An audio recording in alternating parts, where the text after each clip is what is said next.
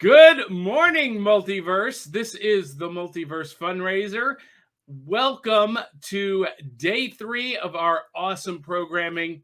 I'm your first host this morning, the prophet of pop culture, John Pyka. You can call me Johnny.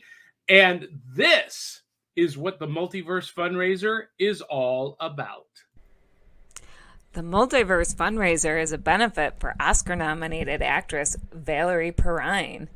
Ms. Perrine is known for her roles in Superman, Slaughterhouse-Five, Lenny, and so many more. We've teamed up with documentary director Stacey Souther to raise money for Valerie's medical expenses and other needs. Every donation and every post share gives you the chance to win super prizes. Go to the website listed for details. And that website is themultiversefundraiser.com. And we're going to have this banner running down below that has all of the details about how to make a donation. The tinyurl.com MVFR 2020 or 22. Sorry. I'm bad with numbers.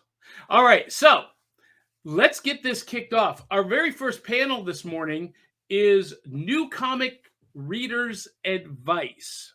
You are not behind. And we've got a very interesting panel this morning.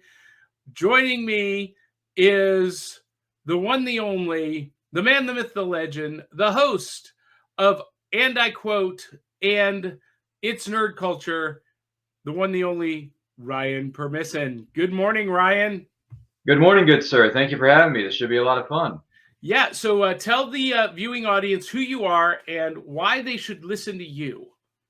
Ooh, that's a great question. Well, my name is Ryan of Nerd Culture. I host a number of shows on our YouTube channel, which you can find in the description of my name tag here. Simply at It's Nerd Culture, I host a show called Bubba's Weekly Bounty, where we talk about the latest episode of the book Boba Fett. Thursday nights, 8 p.m. EST. I do a show on Saturdays called And I Quote, where I interview content creators of all shapes and sizes. Join us from any and all corners of the nerd universe on Saturdays at 12 p.m. EST. And why should you listen to me? Because we talk about all things nerdy on our channel, and we want to help embrace the nerd within you. So make sure you check us out, like, comment, share, subscribe, do all that stuff, and I'm happy to be here. Thanks for having me. Awesome.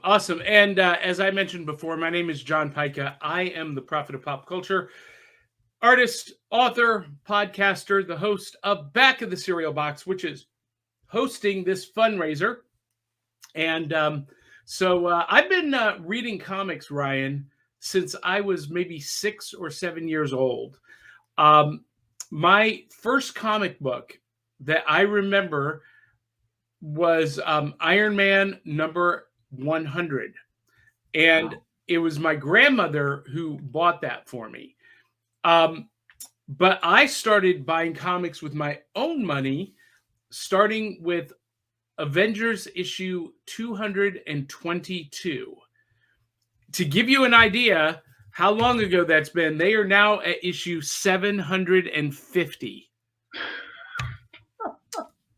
So I've been reading and collecting comics a long time. And at one point, I had over 17,000 comics in my collection that were lost in a flood in 2010.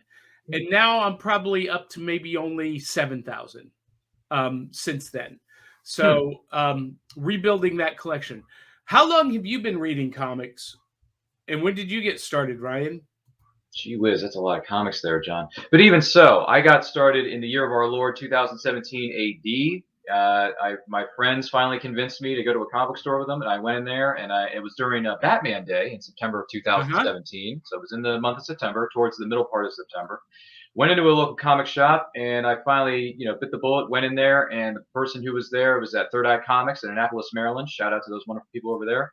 Trish, one of the co-owners of the Trish, one of the co-owners of the place, was like, "Is this your first time here?" I'm like, "Yes." "Have you read anything before?" I'm like, "No." She's like, "All right, let me take you to the back." She takes me to a beginner's, new readers, beginner's aisle type thing. And I bought a couple trade paperbacks, which I may or may not be discussing as we bring up our suggestions here in a little bit. So I don't want to give too much away in the realm of spoilers. But one of the first comics I read was DC Rebirth #1. That was one of the first ones I read. And also Batman Rebirth #1 by Tom King. Great writer, good stuff. Met him at a convention. Tom King, what's up, buddy? Nice guy. And so those are the first single issue comics that I read, but I started really diving into it with trade paperbacks, which we may or may not be discussing momentarily. So I'll just leave it at that. Well, so I've been reading for about 5 years and change. Okay, so we've got the old school comic guy and the relative newbie with Riot. So there's a lot of questions that a new comic reader might have, because as you're a relatively new reader, 5 years, your first trip into the comic book shop, you'd never read a comic before. What was kind of the sensory experience? Were you overwhelmed? Were you like, what is this all about? Where do I start? And talk about that just a little bit. Sure. So when I first went in the comic book store, it was a lot to take in at first, but then once the employee, in this case it was Trish, she said, "What's your name? What have you read before?" She's like, I said no. Like, all right, well, let me show you, our beginners, rack of recommendations that we have here in the store. She took me back there, and I just looked through them. I looked on the back, looked at the synopsis of each trade paperback, which one fit my fancy. I did tell her that I was a fan of certain characters, so that kind of helped with the recommendations that she placed on me, which I totally. Were you a movie fan? Yes, I grew up watching the Tim Burton Batman films, the Christopher Reeve Superman films, R.I.P. Christopher Reeve, as well as the Batman animated series, the X-Men animated series, Spider-Man. I mean, I'm a '90s kid, so Fox Kids was my jam. Okay. So I'm going to talk about this very specific problem, because you probably face this right off the bat.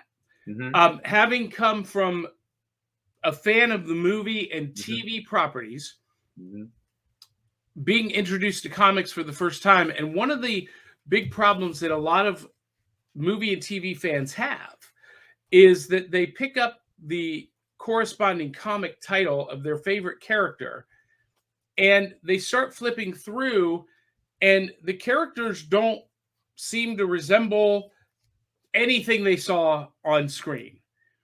And most, one of the biggest examples of that, and I'm flipping through an issue of Avengers 750. This is one of the latest issues of the Avengers. And, fans of the Avengers comic book, they might go to the comic book shop and want to read their favorite Avengers story. And these are the characters that they see. Wow. None of which have ever appeared in the Avengers films. And this is a big problem, I think, for comic book publishers who want to attract fans of the movies and the TV properties. If you can't look, here's another panel. Now, yes, you've got Black Panther, Captain America, Iron Man, and Captain Marvel. But if you've been watching the movies, you're like, wait a minute. Tony Stark is dead. Captain America is an old man, and that's been taken over by Sam Wilson, the Falcon. And wait a minute. What is this about the Ghost Rider being a member of the Avengers? Who's what? And I think there's a huge disconnect for a lot of fans. Would you agree with that? I'm sorry. As far as I would say you do have to separate yourself from comics and movies, because they're very, very different. And also, you may see, and you just brought it up, some of these characters are dead in the MCU. Some of them are still alive and well in the comics. That's two separate things. So you got to separate the two, because the comics are separate from movies. Movies are separate from they're two different mediums, and you can do as many creative things as you want with both mediums respectively. Well, but one of the problems is new comics fans don't know that, right? Yeah, so that's the first thing I want to tell people watching. If you're thinking about getting into comics, you need to understand, one, that movie and TV canon is different from the comic book canon. Sometimes they sync up, most times not at all. But I think, Ryan, that I don't know if you've heard the news. It's been a couple of months ago that they announced it. Kevin Feige has been put in charge of Marvel Comics as well as Marvel Studios. And one of his goals is to have more synchronicity between what's happening on the pages and what's happening on screen. And the first iteration of that, the first example of that we're going to see is the new relaunched Captain America series. There's going to be two: Captain America, Sentinel of Liberty, and Captain America, Symbol of Truth. Captain America, Sentinel of Liberty is the traditional Steve Rogers Captain America, carrying on the legacy numbering for Steve Rogers fans. But Captain America, Symbol of Truth, is the Sam Wilson Falcon Captain America. So there will be two in the Marvel Comics going forward. But part of that effort is because, the Falcon and Winter Soldier television series was informed by the Captain America series, because for about 3 years in the comics, Sam Wilson became Captain America, and the costume in the TV series is comic accurate. But in the meantime, he left that role and went back to being the Falcon. Well, now in the MCU, he is Captain America going forward. And so that's going to be reflected in the comics more closely for this very reason. So that might make some fans' heads explode, like they feel like they're behind, but they're not behind. And we're going to give you some suggestions on how you can integrate and really kind of find a passion in comics. Because, Ryan, would you say that since you dove deep into those trade paperbacks, you found a passion?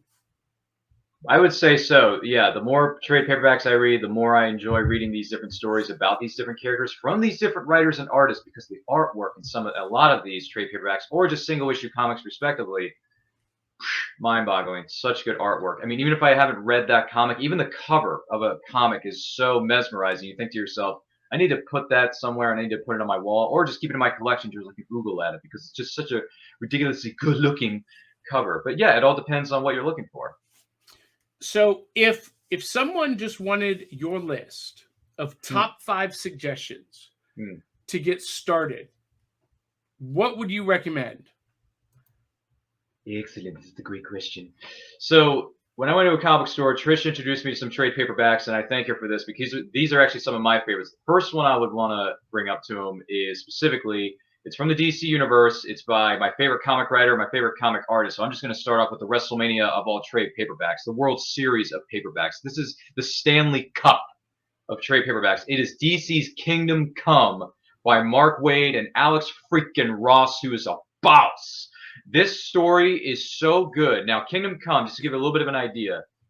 So Superman, Wonder Woman, all your favorite heroes that you may have heard of, whether it's the Batman, the Superman, the Wonder Woman, all the other veterans, whether it's Flash, Green Lantern, Hawkman, Hawker, all these heroes, they're aging. They're getting older. They want to retire. They want to settle and do something else. So they leave the Justice League in charge of a new group of heroes. But unfortunately, this new crop of heroes is not exactly doing things the right way that the OG Justice League would want to have it done. So Diana Prince comes to the farm in Smallville and begs Clark Kent to come back and reshape this thing and give these new heroes, this new team of people, a lesson in, truth, honor, respect, and how to really patrol the world and save it and do good work.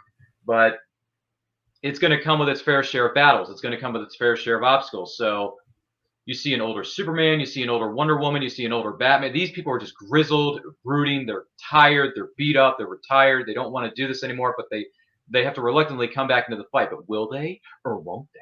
So this is a great story. The artwork by Alex Ross is so good, and you see this story through the viewpoint of a citizen who has witnessed a lot of great acts from the previous generation of heroes and the new generation of heroes, and how he feels about these heroes. He treats them, he thinks of them as like as godlike figures, or the person that we're seeing the story through believes, did God send these people down to Earth to save us, or did He send them to enslave us, whatever. So he's questioning his faith and his beliefs in these heroes and these villains and all the things that are going on in front of him.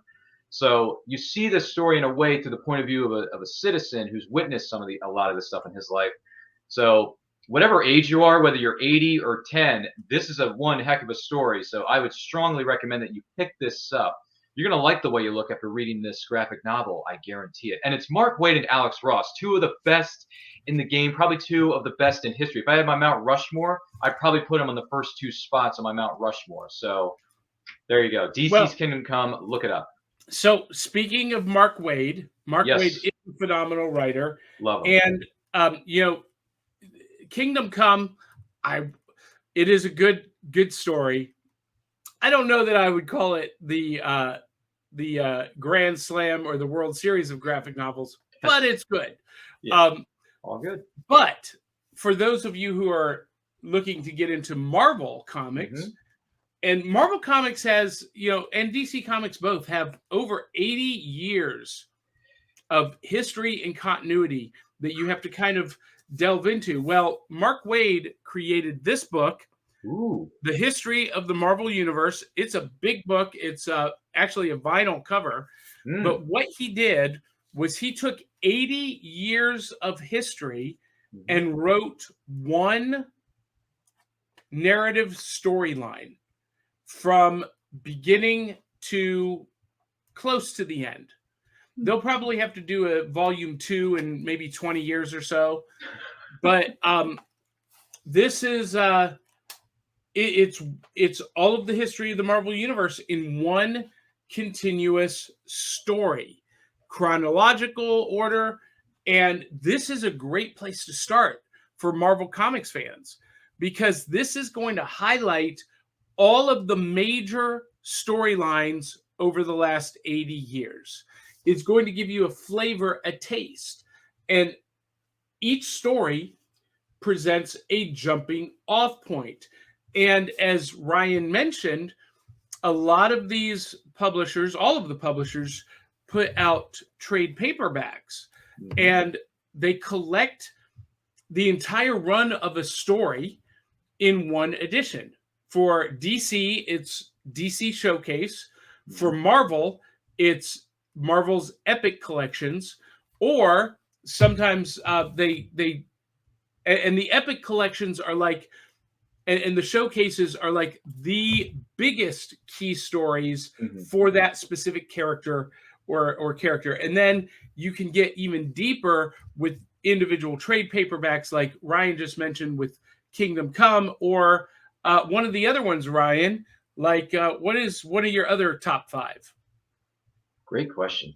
So the next one I want to throw out there, once again, this goes back to the DC side of things, and it's a great scenario. If you have the ability to go so fast that you can go back in time and change something, what would you change? So I'm going to go with DC's Flashpoint by I believe, Jeff Johns and company. Now, Flashpoint's about the Flash. He lost his mother, and he uses his powers to go back in time to save her. But after doing so, it creates a ripple effect in that timeline that he's in, and it messes everything up.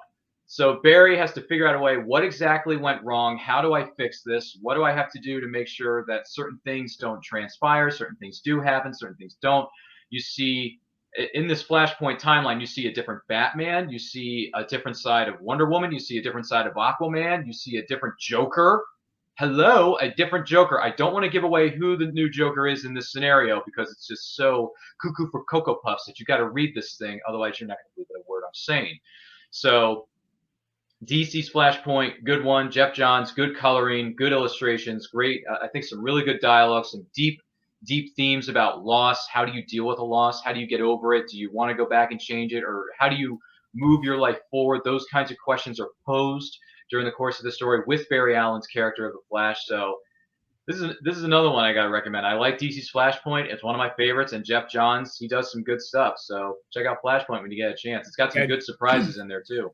Jeff Johns is a phenomenal writer, most known for his run on Flash and JSA. But here's where this gets interesting, Ryan. So Flashpoint is the source, what we call the source material for everything that's happening on CW's Flash TV series. They dealt with Flashpoint in the TV series several times. Yeah, they've revisited this source material several times. The animated films, they did a Flashpoint animated film.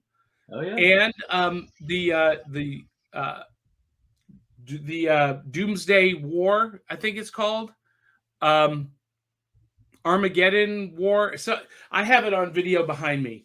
But it deals Justice League Apocalypse War. Yeah, Apocalypse War. Apocalypse War. Yeah. Yeah, there you go. See, there's a lot of movies out there. And yes, I do own the Flashpoint Paradox on Blu-ray. Yes. And all of that material is sourced from this graphic novel, and the upcoming Flash movie is going to be dealing with this very topic. And so if you want to like be up to date on what they're doing in film and animation and movies, you start here. It's good stuff. Yeah. Good stuff. And the trailer, there was a teaser for the new Flash film with a certain iconic Caped Crusader from 1989 making his most anticipated return, Michael Keaton. Can't wait to see that. That's going to be boss. I am Batman. I know. I want to hear him say it so bad. It's so good. Keaton, welcome back, buddy. I didn't think it was going to happen. I didn't believe it until I actually saw the teaser trailer and I saw the back of this cow show up at the tail end of that trailer, and I'm like, oh, Michael Keaton did come back. It's real. Okay. So for Ryan, it's Flashpoint. For me, one of my favorite characters of all time is Iron Fist.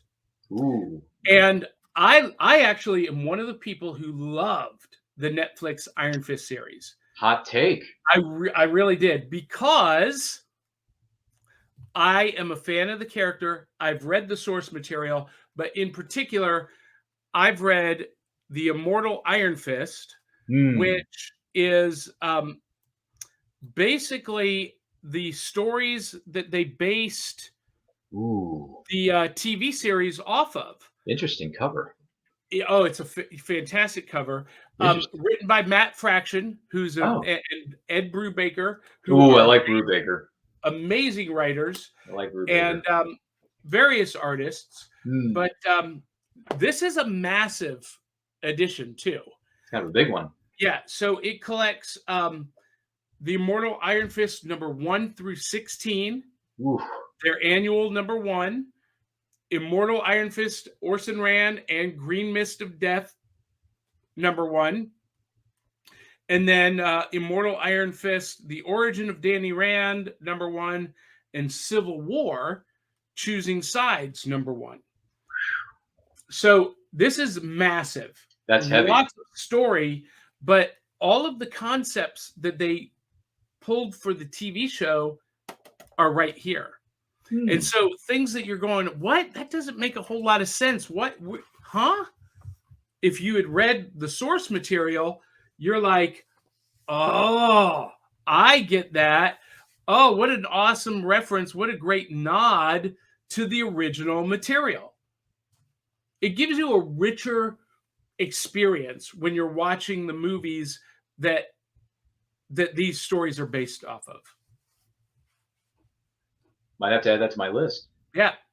So I saw a couple on your list that I'm really excited for you to talk about. What's your next one, Ryan?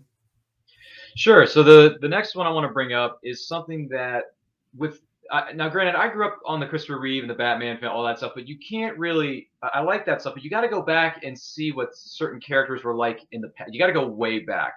But this one was written not too long ago, so it was kind of a somewhat still set back where it was, but also a bit of a tribute to the modern part of it. So I'm going to go with The Shadow, The Death of Margot Lane by Matt Wagner and Company. This is from Dynamite Comics, so we're off the DC and the Marvel thing. Let's take a step back from the two big fish in the pond. Dynamite, that's dynamite. So The Shadow, The Death of Margot Lane. The Shadow is a character that was created based around in and around the 30s and the 40s. And Lamont Cranston is a, playboy, he's a billionaire, but he has an alter ego, and that would be the Shadow, where he has the ability to, make himself invisible, make himself have different mystical type powers, but he also is very good with those two guns that he's holding in his right and his left hand. Hello, knows how to shoot. And he's got a ridiculously good-looking outfit with a fedora. Who doesn't like a fedora? For Pete's sake, Clyde Hall, I know you're watching this, buddy. So the Shadow, the Death of Margot Lane, Lamont Cranston, the love of his life, Margot Lane, unfortunately gets taken from him during one of his missions when he's out patrolling and trying to stop a deadly enemy from taking over New York and the world. But don't let this title fool you, because there's more to this title than meets the eye. So the Death of Margot Lane, you may think that she's dead, and she is, but maybe something else may or may not have happened. I'm not sure. Don't want to give too much away. Spoilers, don't give it away. So the Shadow, the Death of Margot Lane, tribute to the original character of the 40s, Lamont Cranston. You got some familiar elements from other characters, but the Shadow is a great way to get into, like, what was the old school version of comics like? What were some of these characters that I may necessarily never heard of or didn't grow up on as a kid? Well, this is a trip to the Wayback Machine, and it's written by a great team at Dynamite Comics. So if you're looking for a vigilante who's got a love interest and some other secrets of his own that he's trying to keep hidden, and some crazy enemies out there that will do anything to take him out as well as overrule the world, it's really, really good stuff. And the artwork is great. It's a great setup for the 1940s, throwing it way back. So definitely check out The Shadow, the Death of Margot Lane. It's a great way to respect the past while embracing the future. So this is actually one of my favorite stories. For those of you who know me, you know that I've been into retro and diesel punk for years and years and years. Yeah. And the Death of Margot Lane is an example of what we would call diesel punk comics, retro futurism. But here's the thing you need to know about the Shadow. And if I don't bring this up, Ryan, as a Shadow historian, other Shadow historians watching this, like Brian K. Morris or Clyde Hall, will jump down our throats. So the Shadow is one of the original comic book superheroes of the pulp era. Yes. So very true. Created by Walter B. Gibson, who was also the ghostwriter for Harry Houdini. Walter B. Gibson was a magician, and he created the Shadow. And the Shadow, along with the Phantom, is one of the two templates that all modern day superheroes are based on. And Doc Savage, those three. Definitely Doc Savage. But this is going to be a hot take for you, Ryan. You may not have ever heard this, and this might wound your sensitive ears a little bit. Batman is a direct ripoff of the Shadow. If you've never heard that, no, I believe it. Yeah, 100%. Because you see him wearing a cape, a mask, even though it's a red, scarf and a hat. You're thinking, oh, well, if it weren't for this character and some of the other characters of the pulp era, the old pulp era, we would not have gotten some of these other characters, known as Batman and the others. So more than that, the very first appearance of the Batman in Detective Comics #1 featured artwork that was traced. There you go. From the Shadow pulp stories. There it goes. It's shocking when you see them side by side. And of course, the Shadow was the first hero, American hero. The Scarlet Pimpernel was the first to have an alter ego. But the Shadow had not one alter ego, but two. And this gets very confusing for a lot of people. He's most commonly known as Lamont Cranston, but he has a second alter ego that inspired another hero. His alter ego of Kent Allard. Oh, yes. Kent. Does that name ring a bell? Kent. Yeah, that young scrapper who works as a reporter for the Daily Planet, right? Yeah. And Superman was my favorite character of all time is Superman. So there you go. Yeah. And Superman was a ripoff of Doc Savage and John Connor of Mars, but that's another story for another day. We could go all day with certain history lessons. Yeah, as you've noted and seen before, I am a fount of trivial history knowledge. Yeah. You're always ready to present a dissertation on whatever characters or properties that we bring up on our shows. I can do it. If you don't believe us, check out Boba's Weekly Bounty when he showed up on I think it was either the first or second episode. He wouldn't stop yapping. Show went on for almost 90 minutes because he wouldn't stop giving us a dissertation of Star Wars. Hey, you put me into something that I'm passionate about. I'm going to talk about it. All right, what's your next pick, Ryan? Oh, love the Shadow. Thank you for those of you who introduced me to that character. I love the Shadow so much. Anywho. By the way, that title, yes. Death of Margot Lane. Oh, yes. Written by Matt Wagner. Oh, yeah. He also did Shadow versus Grendel. Which was phenomenal. I have that actually. But what's great about this is you can tell through the story that Matt Wagner is a fan of the Shadow. This book, this Death of Margot Lane, is like a love letter to the Shadow stories of the past, what has come before. Oh yeah. One of these days I gotta get myself a Shadow shirt. Seriously, I gotta get on that.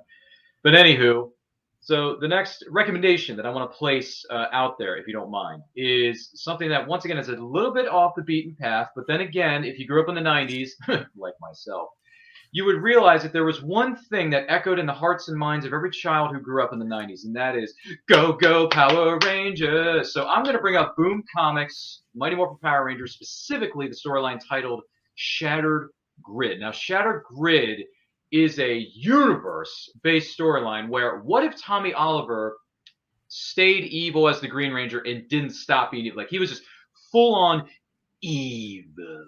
And he ate it up with a spoon. And so much so that he got the Green Ranger powers, the White Ranger powers, everything in between. And he wants to rule over the universe, and he wants to rule over the morphing grid. He wants to choose which Power Rangers are going to serve him, which Power Rangers, may disagree with him. If they do disagree with him, they're going to die. So all your favorite Rangers from 1993's Mighty Morphin all the way up to, I believe, it's Samurai, maybe Mega Force is thrown in there for good measure.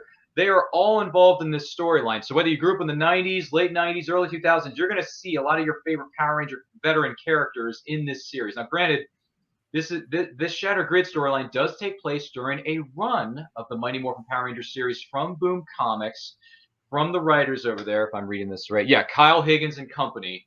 So, but this is a storyline that you can find available in a trade paperback, simply titled Shattered Grid. This is what the cover looks like. This is how it's presented. And it's about I believe it's between an 8 and 10 issue series, but it's so good because it brings together all your favorite Rangers from all the seasons. Whether you grew up during the Zordon era, the Neo Saban era, or the new Saban era, you're going to see a lot of your favorite characters, a lot of your favorite villains, some past 6th Rangers that you haven't seen in a hot minute if you look at your watch. So the power is going to protect you, or will it? So check this out. It's great stuff. I know Tommy is the most popular Ranger of all time, and some of us may be a bit tired of the whole Tommy Oliver saga, but at the same time, this storyline makes a lot of sense, and it's good. It's so good that it's great. So as a Power Rangers fan from the 90s to 2001, when I stopped watching after Time Force went off the air, this is some good stuff. So if you want to get back into the greatness that was the 90s and see where some of your favorite characters have gone past their respective seasons and what they've been up to since then, check it out. It's called Mighty Morphin Power Rangers Shattered Grid by Kyle Higgins and company. This is from Boom Comics. They've done some excellent, more phenomenal stuff with the Power Rangers series as a whole. Not just with Mighty Morphin, but they got a separate storyline called Go-Go Power Rangers. They got another storyline going on right now from Boom Comics. So go to your LCS, which stands for local comic shop, for those of us keeping score at home, and check out some Power Ranger comics and relive the glory days that was the 90s. Now, this is a great example of the opposite happening. So much of what we see on film and TV is inspired by the source material, but this is a comic series that was inspired by the television source material. So it's kind of going the the opposite way. And there are a couple of other examples of this. Like if you were a fan of Firefly and you hated that it ended with one season, well, guess what? Joss Whedon continued the story in comics. And there is an entire Firefly and Serenity Comics series that you can dive into starting with season 2. They did the same thing with Buffy the Vampire Slayer and with Angel. And there are several of these TV properties or movie properties that people want to see the continuing story of, but there isn't that original source material, so they adapt to comics. They did the same with Ghostbusters. IDW has a great Ghostbusters series. If you want to follow the further adventures of the Ghostbusters, comics can be a great medium. And the great thing about this trade paperback, Ryan, with the Power Rangers, is you don't have to have read anything before it or after it if you don't want to, right? That's true. This is a standalone, self-contained story called Shattered Grid. But the hope is that you become so invested in these characters in that story that you want to go back to the beginning and read it from the beginning, and you want to continue it. And that's where your local comic book shop comes in. Ryan mentioned that you can't just go to the grocery store or to the bookstore and buy individual, what we call floppies of comics. You have to go to a comic book specialty shop, your local comic book shop. And that's where you can go to the back issue bins and you can start at an issue 1 or, start at the oldest issue that they have available. And that's what I did with the Avengers. Avengers 222, blew my mind. It made me a sold out fan. And so I started going to the local comic book shop, and now I've got every issue of the Avengers from issue number 56 to 750. Jeez. Yeah. And I've read that is a plethora. Yeah. I've read all of the stories through other collections or through Comixology, digital comics. That's Comixology is a big one, yeah. Yeah, we'll talk about that in a minute before we leave. What's your 5th pick here? Yes, sir. So I want to take this opportunity to thank the individuals who introduced me to these trade paperbacks that we are bringing up today, whether it's Third Eye Comics in Annapolis, Maryland, whether it's Collector's Corner in Parkville, Maryland, or the t-shirt that I'm sporting today for this show, Famous Faces and Funnies, Comics and Toys, which is located in West Melbourne, Florida. You can find them online at FFF Comics on Facebook, Twitter, and Instagram and all that jazz. They have Facebook Live sales 1,000,000 times a week, so make sure you're following them and Rick Shea over there in the crew.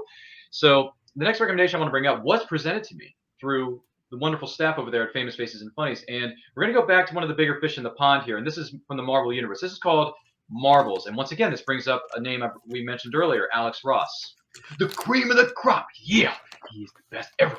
So Kurt Busiek and Alex Ross put together a story known as Marvels within the Marvel Universe. Now, this story is somewhat similar, but at the same time, it's different from DC's Kingdom Come. Yes, the artwork is Alex Ross did the artwork, so let's give credit where credit is due.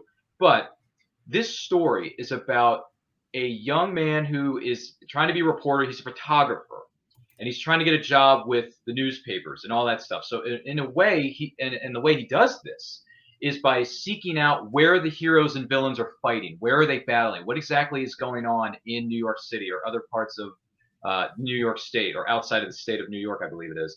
So he takes his camera, photographs these things, and you also see what the other onlookers are looking at. So basically this story is, how does an average everyday citizen see the Marvel Universe? How do they see these characters? How do they see Spider-Man? Do they really see Spider-Man as a hero, or do they believe that he is a villain that, what's his name? J. Jonah Jameson keeps calling him a Spider-Menace. He's horrible. He's evil. He's a menace to society. So you're left with, what do the citizens of New York or outside of New York truly think about these heroes? Well, you see that through the pictures that this young reporter is taking pictures of all these adventures and situations and missions that these Marvel heroes and villains are on.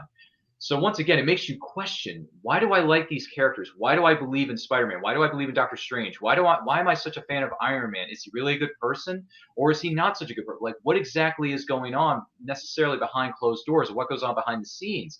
in an average everyday life of a superhero or a supervillain. And that's where this story comes in. And I got to thank the crew at Famous Faces and Funnies, because I've heard of this story over the years, but I never actually gave it a chance until they said, hey, Ryan, we got the Ultimate Edition of Marvels. We'll give it up to you if you want it. So just let us know in the comments and we'll set it aside for you. And I said, yes, please do it. So they set it aside for me. They shipped it. And I read it and I realized, wow, this is like the artwork, the way these characters are interpreted is so mind-boggling. You get to see the Marvel Universe in a whole new light. And it's in the words of our good friend Marty McFly, it's been educational. So check out Marvels by Kurt Busiek and Alex Ross. You will not be disappointed. And once again, thank you to Rick Shea and his crew over at Famous Faces and Funnies, because they're the ones that turned me on to the Shadow trade paperbacks. They're the ones that got me into Marvels and a few other things. I mean, if it weren't for them, I wouldn't have some of the trade paperbacks that I have in my possession right now, Dark Moss on Dathomir. So, as well as a few others. So congrats to everybody for recommending me these titles. But yeah, check out Marvels from Kurt Busiek and Alex Ross when you have an opportunity. So that's a great one. And Kurt Busiek is one of the granddaddies of comic book writing. His run on the Avengers is considered one of the seminal runs of all time. I'm going to give one other recommendation. This is another collected edition, but this is a standalone story. This is it even a collection? I think it was written as a standalone story. Mm-hmm. And this is Black Canary and Zatanna. Ooh. And this is written by Paul Dini, who may sound familiar to fans of Batman the Animated Series. He created that. Mm-hmm. And the artwork is by Joe Quiones. Mm-hmm. And it's a standalone buddy cop style adventure featuring Dinah Lance and Zatanna, and beautiful artwork. It takes place in Las Vegas and has some cameos by people like Hal Jordan, Green Lantern, and it really dives out. And here's Green Arrow, Oliver Queen. And this is just one of those fun stories that you can pick up. You don't have to know anything about the characters before, and everything you need to know about them is included in the single story, and you can just enjoy it on its own. And it is a fun story. Fun story. And I believe I actually covered this on Back Issue Breakfast Club here on the Back of the Cereal Box Network. And that's a great segue to talk about where can you find recommendations for stuff that you're going to like. Ryan, you mentioned the local comic book shop. You mentioned some online dealers. I'm going to recommend some shows like our Back Issue Breakfast Club and my New Comics Yum, where I talk about new comics coming out. For example, this week, if you're into werewolves and cyberpunk, you might want to check out Lunar Room from Vault Comics. This is not the big two. This is an indie publisher. There you go. Some of the indie publishers give you the best quality. Yeah, because they don't have to answer to stockholders in the suit in the white ivory tower. They can just tell the story they want to tell. Phenomenal story. If you're into Pacific Rim and the kaiju and the Jaegers fighting, brand new book also by Vault called We Ride Titans.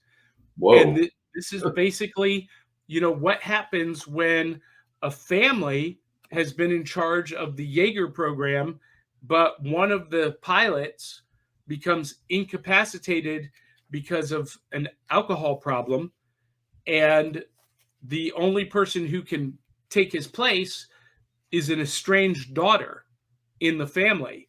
And so now, how are they going to deal with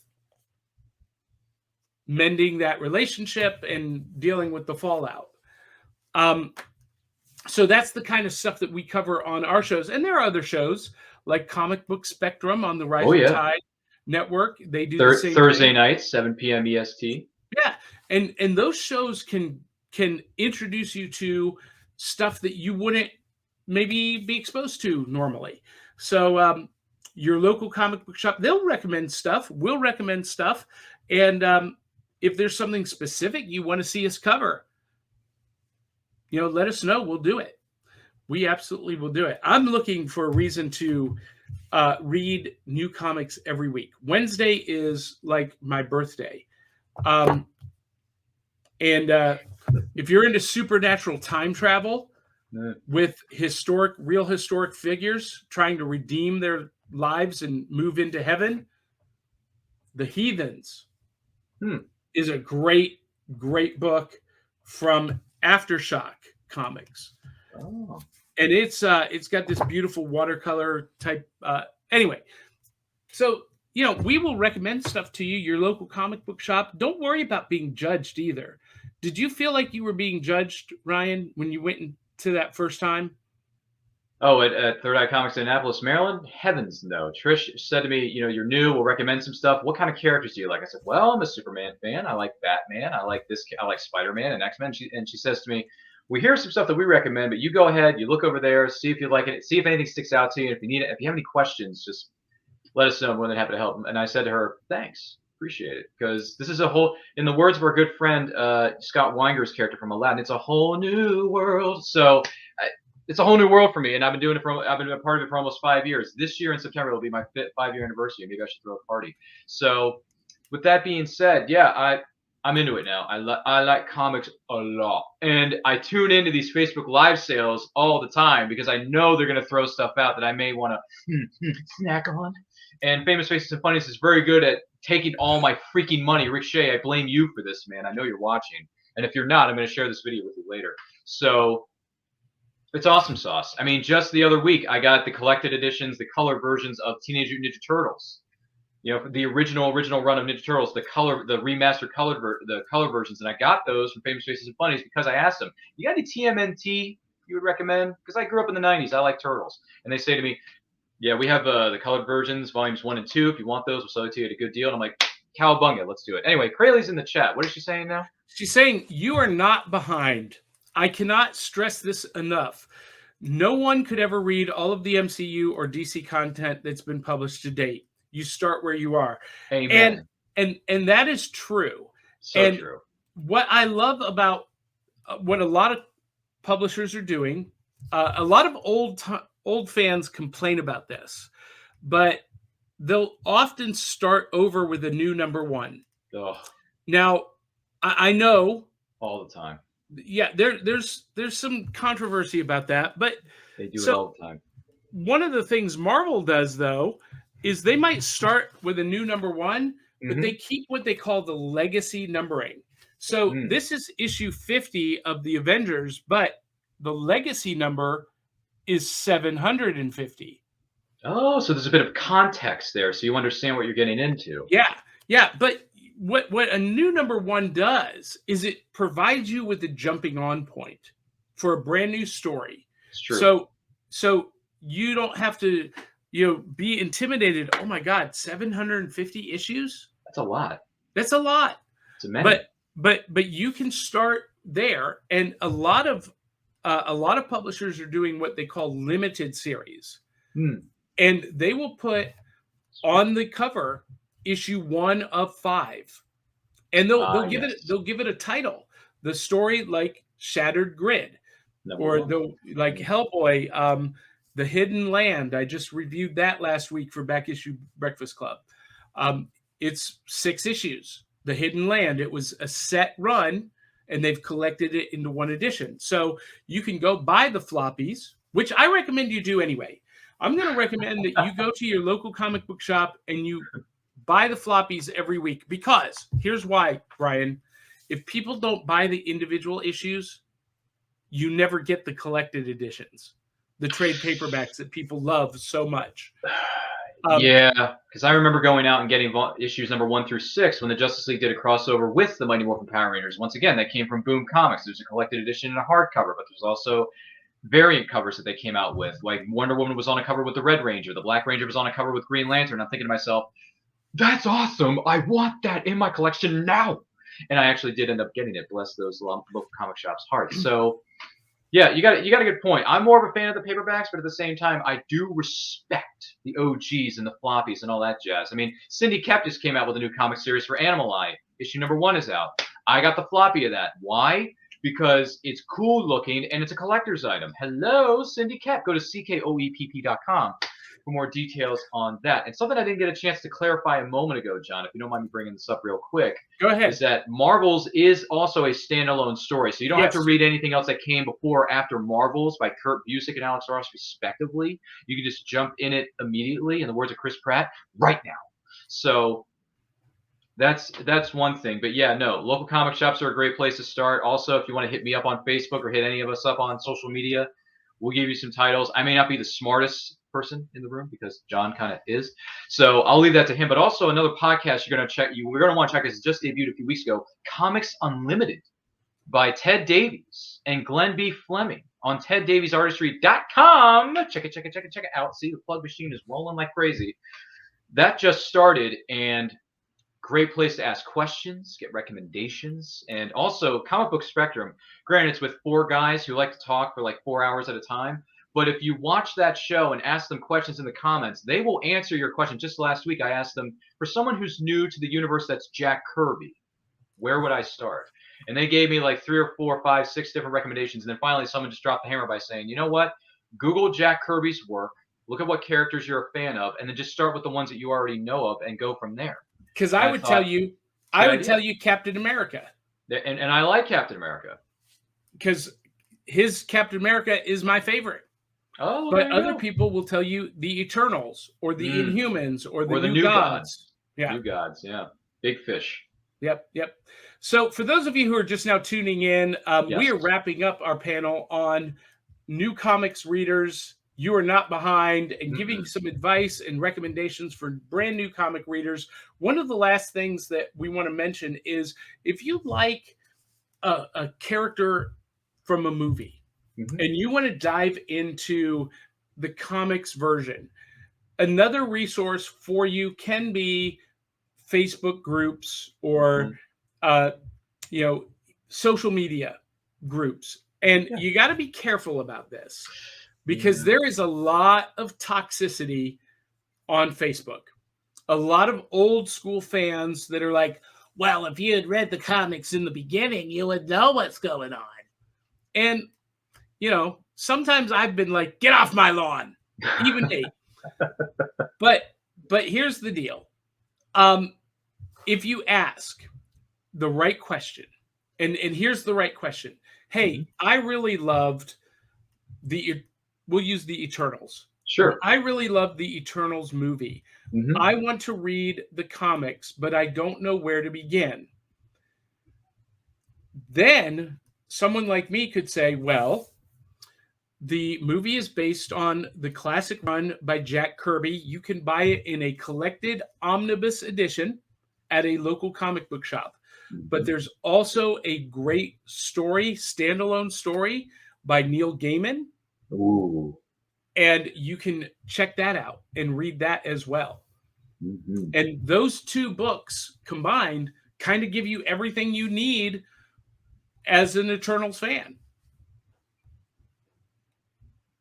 It's a fair point. As a matter of fact, the trailer that dropped last week for Moon Knight, I don't know much about Moon Knight, but when I saw that trailer with Oscar Isaac, I'm thinking, this is an intriguing premise with an intriguing character that's new to me. I know the character's been around for years and years and years, respectively, in other mediums within the comics, but for me, it's new. I don't know who this person is. I never met this character. I don't know anything about them. But when I saw the trailer, I thought to myself, this is a character I'm intrigued by. I want to read some of these comics. So yeah, and I am a Moon Knight fanatic. Oh boy! So I've been all over Moon Knight for years and years, and here's a great place to start. There is a Moon Knight Epic collection from Marvel, $20, trade paperback. It's got all of the key stories from his origin story to one of the most recent series. But But then there's a Brian Michael Bendis series that was phenomenal. Mhm. That they're pulling a lot of the material for the TV show from that. But yeah, there's a lot of richness in Moon Knight. But start with the Epic Collection from Marvel, and then follow the rabbit hole down, Well, down deep below to yeah. the land of the lost. All right, guys and gals, we need to wrap up. Ryan, any last comments? Yeah, I would just say once again, thanks for having me. This was a great time. It was a great panel. And if you're watching this and you're brand new to comics, welcome to the Funhouse. It's only going to get better from here. And if you've been a comics fan for a number of years, welcome back. Good to see you again. It's nice to see you too. Grab a seat. So this was great. If you're new to comics, enjoy the ride. It's going to be wonderful. Visit your LCS. Go online. Look at the forums. Look at the lists. Talk to your friends who are comic book fans. Talk to Facebook groups. There's a lot of them. I can send you some links. John B. Pyka and his crew over back at the Stereo Box can send you some links because they know a thing or two because they've seen or read a thing or two. So thanks for having me. Make sure you check me out. All forms of social media, simply at It's Neuroculture. New stuff is being posted each and every week. And if you want to talk some comics and make me go broke by recommending a million titles, which I may have gone broke by listening to John B. Pyka enough already, feel free to do so and hit me up with the DMs. But otherwise, congratulations on comics because comics are awesome and life is better when reading, John. Ryan, let me wet your whistle a little bit here. Mm-hmm. I am not a comics collector. I'm a comics reader. Yes. Now I have a collection, but I have them because I bought them to read them. Mm-hmm. When I get a collected edition, I give away the single issues to friends and sometimes strangers on the street. Random acts of comics. Here you go. So, if you're ever in the mood to get a collection, let me know. Yeah, you may be getting a DM from me later on. We'll see. Well, Ryan, you've been awesome this morning. As always, thanks for joining the Multiverse Fundraiser here on Back of the Cereal Box. I'm going to let you go, and we're going to reset the room for the next panel, which is cosplay using our powers for good. Amen to that. It's going to be great. Thank you, Ryan, and have a great rest of the day. You too, sir. Thanks for having me. All right. For those of you who are just joining us, we are at the Multiverse Fundraiser. Our current total, we are raising money for Valerie Perrine, and our current total is $240. Our goal is just over 1,000. So we need everyone who is watching to join in the fundraiser and contribute. And what does that mean? So we have some great prizes for everyone who makes a donation. We've got signed books, we've got swag, we've got clothing like hoodies and candles, and we've just got all kinds of fun stuff. And when you make a donation, you are going to be entered into the drawing to win these prizes. Every donation gets an entry. There are over 40 prizes. Now, you guys can't read these rules, but you do need to provide a proof of your donation. And you make the donation at tinyurl.com/MVFR22. And then after you make the donation, this is super easy. All you've got to do is send an email with proof of that donation to phoenixsiscosplay@gmail.com. And once you do that, you will be entered to win one of those fabulous prizes. And that will be awesome. So our next panel is coming up in just a moment. I'm going to reset the room. We're going to remind everyone why we're here. And when it comes back, I will be gone and Willow Schuyler will be in my place. It's like a magic trick. The Multiverse Fundraiser is a benefit for Oscar-nominated actress Youre Permison. Ms. Permison is known for her roles in Superman, Slaughterhouse-Five, Lenny, and so many more. We've teamed up with documentary director Stacey Souther to raise money for Valerie's medical expenses and other needs. Every donation and every post share gives you the chance to win super prizes. Go to the website listed for details.